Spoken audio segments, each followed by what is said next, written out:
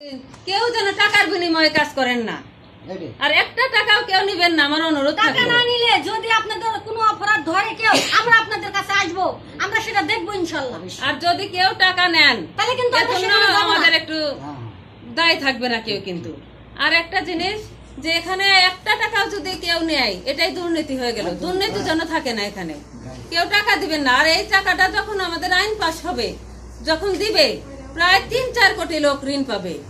শুধু 1,80,00,000 মানুষের স্বাক্ষর চেয়েছে, কিন্তু এখানে অনেক লোক ঋণ পাবে। কারণ এখানে স্যারেরা আমাদের উপর থেকে বলে দিয়েছে যে 3-4 কোটি মানুষের ঋণ দেওয়া হবে।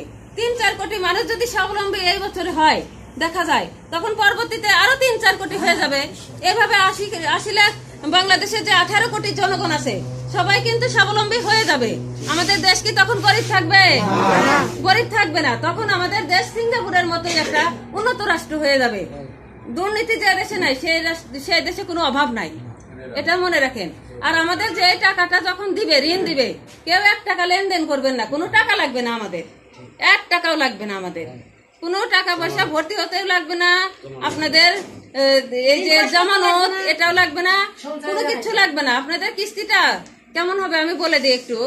ধরেন আপনারা 1 লক্ষ টাকা নিলেন, এই বছরে লাভ হলো না, তখন আপনাদের কোনো কিস্তি দিতে হবে না। আপনাদের সংগঠকের সাথে কথা বলবেন যে আমার এরকম সমস্যা, আমি কিস্তি দিতে পারি নাই। তখন এটা আপনারা সংগঠকের সাথে কথা বলে এই জিনিসটা কম্প্রোমাইজ করবেন।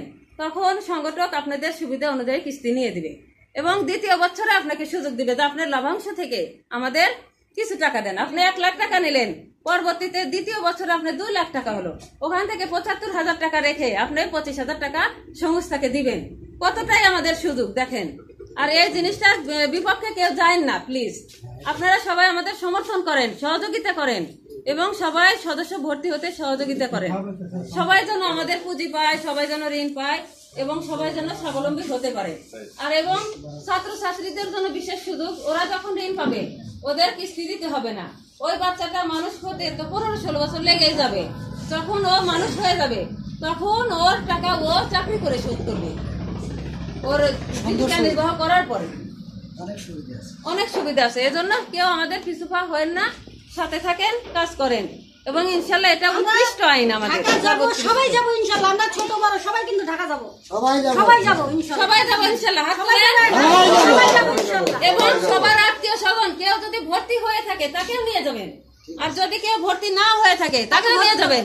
যত ঢাকায় আত্মীয় স্বজন আছে, সবাই নিয়ে যাবেন। ওখানে আমাদের লোক সমাবেশ দেখাতে হবে, না হলে ডক্টর ইউনূস স্যার এটা সহজে পাশ করে দিবে না। কারণ উনি বলছে যে 1,30,00,000 মানুষের স্বাক্ষর করা হয়েছে, কিন্তু মাত্র এখানে 1 লাখের উপরে 20,000 মানুষ। কেন এত কম? কেন এখানে তাও তো 5-6 লাখ আসবে। ঢাকা ভরে যেতে হবে।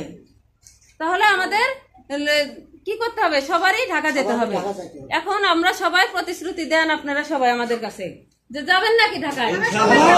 ইনশাল্লাহ যাবেন, এবং সবাই একটা করে বাস রেডি করবেন ইনশাল্লাহ সবাই। তাহলে এখানেই তো আমার 50-60টা বাস হয়ে যাবে। কি বলেন? সবাই তাহলে আসবেন ইনশাল্লাহ। আচ্ছা, আর যারা ঢাকায় গেছিলেন তারা তো ঢাকার পরিবেশ দেখে আসছেন, প্রশাসন ঝামেলা করে না। আর আমি একটা ভিডিও আপলোড করছি, দেখছেন, ওখানে কিন্তু প্রশাসন হ্যান্ডশিপ করতেছে, কিছু বলতেছে না, বলতেছে আপনারা ভিতরে যান, বসেন। আমি নিজেই প্রশাসনের সাথে কথা বলছি।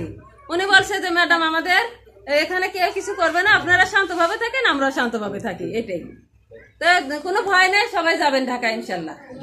আল্লাহ হাফেজ।